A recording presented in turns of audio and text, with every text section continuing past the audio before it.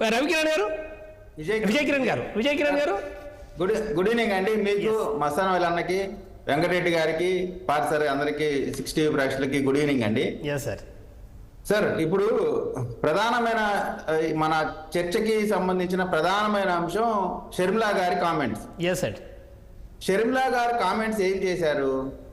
పిల్ల కాలువలన్నీ కూడా సముద్రంలో కలవలసిందే అని చెప్పి అన్నారు. అవునండి, అంతే అన్నారు. కానీ వైసీపీ పిల్ల కాలువ మా దగ్గర చేరాలనో లేదు వైసీపీ చేరాలనో అనే మాట ఎక్కడా ఉచ్చరించాల. అక్కడ రిపోర్టర్లు అడిగిన క్వశ్చన్ అదే, వైసీపీని ఉద్దేశించే క్వశ్చన్ అడిగారు రిపోర్టర్లు. ఆ చిన్న ఉంది వాయిస్ అది. అయినప్పటికీ కూడా ముందుగానే వైసీపీ మేము పిల్ల కాలువ అనేటువంటి దానికి ఫిక్స్ అయిపోయారు. ఇప్పుడు అందుకనే వీళ్ళు ముందుగానే మేమే పిల్ల కాలువ, మేము ఎవరితో కలవం అని చెప్తా ఉన్నారు. సరే, ఎవరితో కలుస్తారనేది రాబోయే రోజుల్లో అది క్లియర్గా మనకు తెలిసిపోతుంది. ఎందుకంటే ఇప్పుడే చెప్పారు వెంకటరెడ్డి గారు, మాకు 40% జనామోదం ఉందని. 40% జనామోదం ఉంది.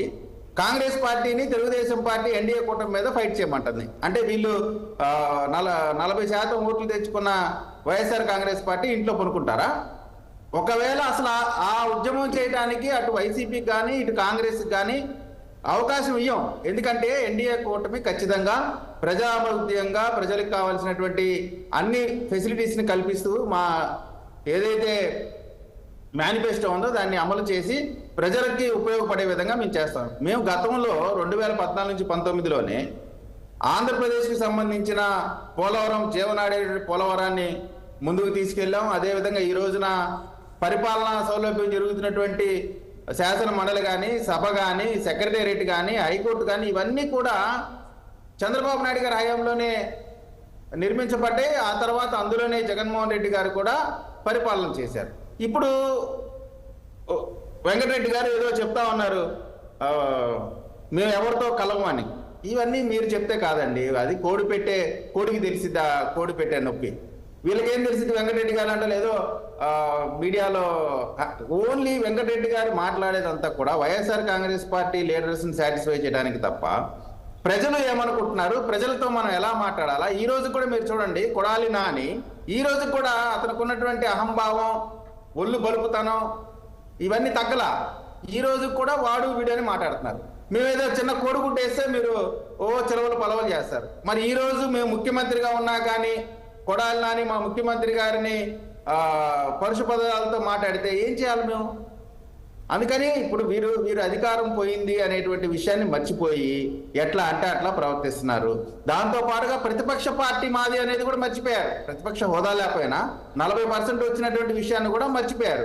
వీళ్ళు ఖచ్చితంగా చేప చుట్టేయడానికో ఇక్కడ నుంచి పారిపోవడానికో మానసికంగా స్థిరపడ్డారు. కాబట్టి పిల్లవ కాలువ అనేది వాళ్ళకి ఆపాదించుకున్నటువంటిది మాకున్నటువంటి అభిప్రాయం.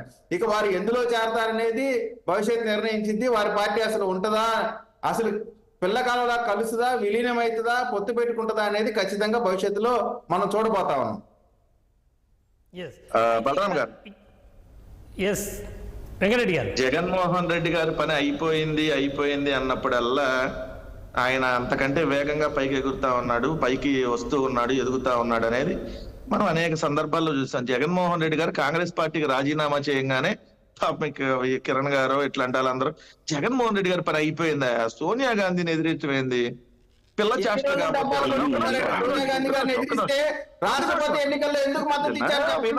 వినండి.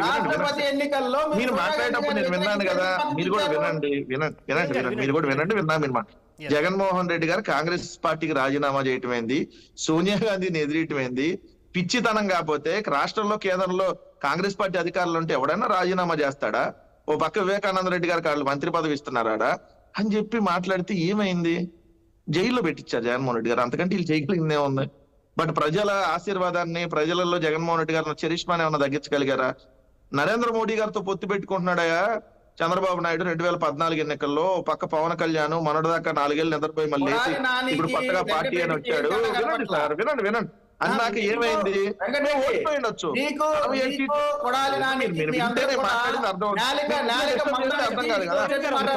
మాట్లాడారు కదా, చాలా మంది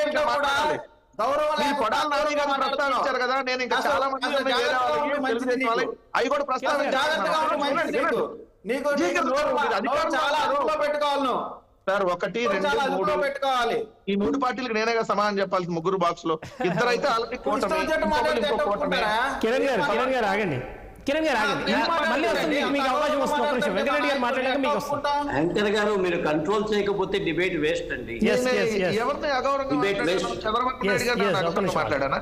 ఇప్పుడు చంద్రబాబు నాయుడు గారు అంటున్నావు, గతంలో ఏం మాట్లాడావు, ఇంతకు ముందర ఏం మాట్లాడావు? అరే మీ పట్టాభి చెప్పండి ఒకసారి.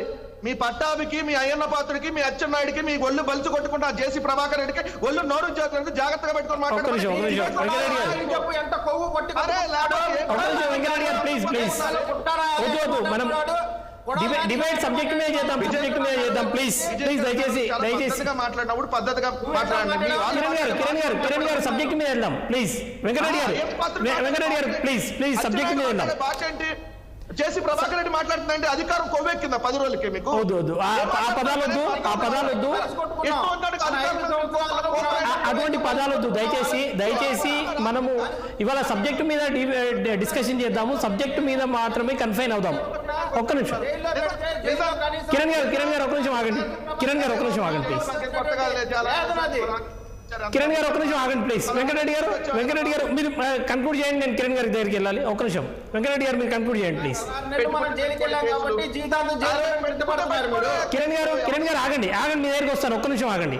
వెంకటరెడ్డి గారు మీరు కన్క్లూడ్ చేయండి ప్లీజ్.